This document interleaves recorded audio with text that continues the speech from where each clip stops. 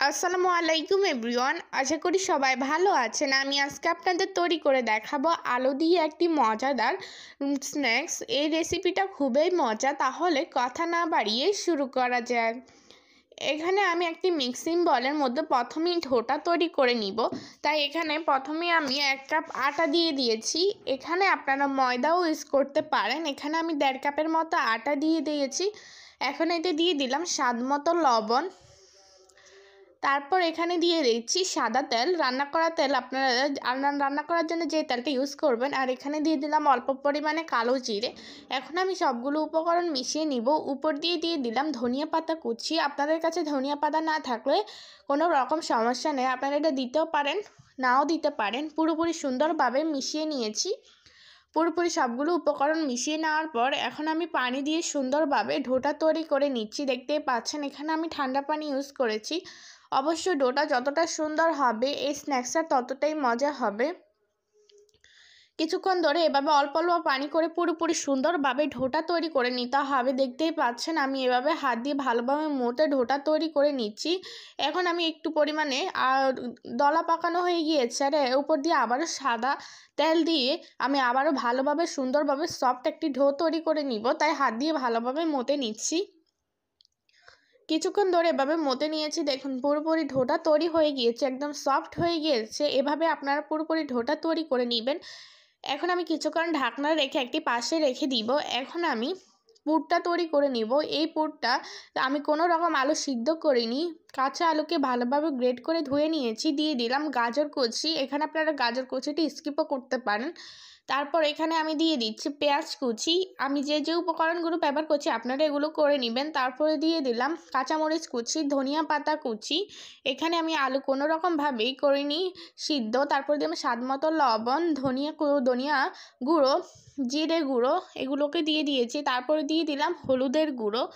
সবগুলো মশলা দিয়ে দিয়েছি। উপর দিয়ে দিলাম ঝালটা বাড়ানোর জন্য একটু পরিমাণে মরিচের গুঁড়ো। দিয়ে দিলাম একটি ডিম। এখানে আপনারা আলুটা অনুযায়ী ডিমের পরিমাণটা দিয়ে দিবেন। এখানে আমি একটি ডিম ইউজ করেছি। এখন হাত দিয়ে ভালোভাবে সুন্দরভাবে মিশিয়ে নিব, যাতে সবগুলো মশলা আলুর সাথে সুন্দরভাবে লেগে যায় এবং সুন্দর একটি পুর তৈরি হয়ে যায়। আপনারা এভাবে একবার হলো এই স্ন্যাক্সটা বানাবেন, কতটা মজার বুঝতে পারবেন। এখন আমি যে ডোটাকে তৈরি করে রেখেছি ওই ডোটাকে হাত দিয়ে ভালোভাবে মতে লেচি কেটে নিব। দেখতে পাচ্ছেন এভাবে আমি সুন্দরভাবে একটি ডো তৈরি করে নেওয়ার পর ভালোভাবে মতে এখন কয়েকটা লেচি করে নিচ্ছি। আপনার এখানে ডোটা অনুযায়ী লেচিটা কেটে নেবেন। এখানে আমি 3টা লেচি নিয়েছি। এখন আমি একটা লেচিকে ভালোভাবে সুন্দরভাবে মতে বেলে নিব, একটা রুটির শেপে দিয়ে দিব। অবশ্যই রুটিটা পুরোপুরি গোল হতে হবে, তাই অবশ্যই সুন্দরভাবে রুটিটা তৈরি করে নেবেন।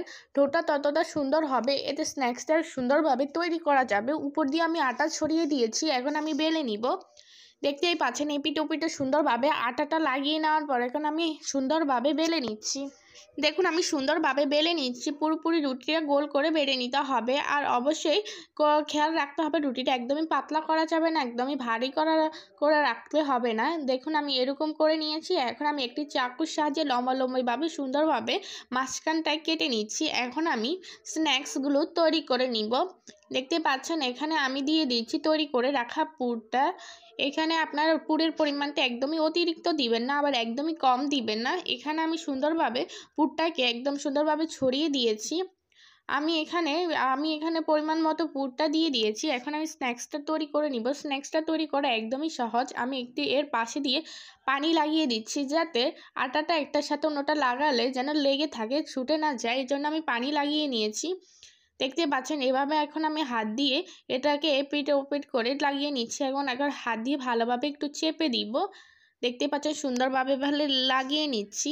দেখুন সুন্দরভাবে এভাবে লাগিয়ে নেওয়ার পর এখন আমি হাত দিয়ে এভাবে চেপে চেপে দিচ্ছি। এতে পুরগুলো তেলে দিলে বের হয়ে যাবে না এবং সুন্দরভাবে ডিজাইনটা হয়ে থাকবে। এভাবে আমি পুরোপুরি স্ন্যাক্সটা তৈরি করে নিয়েছি। দেখতে পাচ্ছেন পুরোপুরি সুন্দরভাবে আমি তৈরি করে নিয়েছি স্ন্যাক্সগুলো। এখন আমি এগুলোকে ভেজে নিব।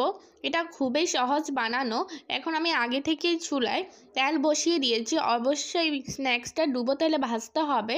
দেখতেই পাচ্ছেন তেলটা গরম হয়ে যাওয়ার পর আমি এখানে দিয়ে দিচ্ছি স্ন্যাক্সটা। চুলার আঁচটা একদমই লোতে রাখবেন, যাতে যাতে আলুটা তো কাঁচা, তাই এটাকে একটু সিদ্ধ হতে সময় লাগবে। অবশ্যই চুলার আঁচটা একদম লোতে রেখে দিবেন। এখন আমি উপর দিয়ে তেলটা এভাবে ছড়িয়ে দিচ্ছি, এতে সুন্দরভাবে কিছুটা ফুলে যাবে এবং অবশ্যই একটু হালকা করে এটাকে ভাজতে হবে, একটু সময় ধরে ভাজতে হবে, ক্রিস্পি এবং ভিতরের পুরটা যাতে সুন্দরভাবে সিদ্ধ হয়।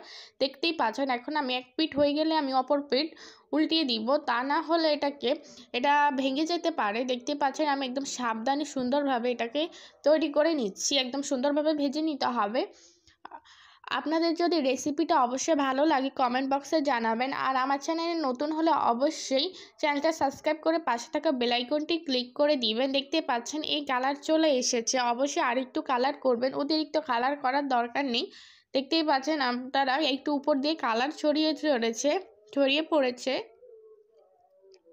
এখন আমি এপিট ওপিট করে দিচ্ছি, দেখুন কালার চলে আসছে। এভাবে আপনারা পুরোপুরি পিঠাটা বা স্ন্যাক্সটা তৈরি করে নেবেন।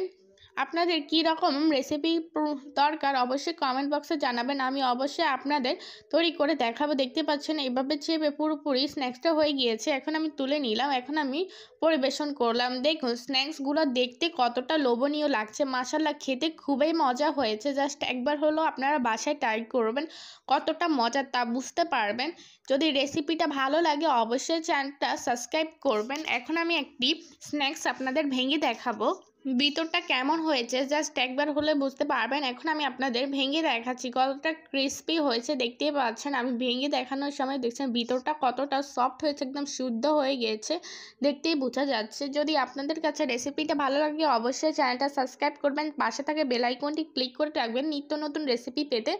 আর আমার রেসিপিতে যদি রেসিপিটা ভালো লাগবে অবশ্যই কমেন্ট বক্সে জানাবেন। ভালো থাকবেন, সুস্থ থাকবেন, ভিডিওতে লাইক কমেন্ট শেয়ার করবেন। আল্লাহ হাফেজ।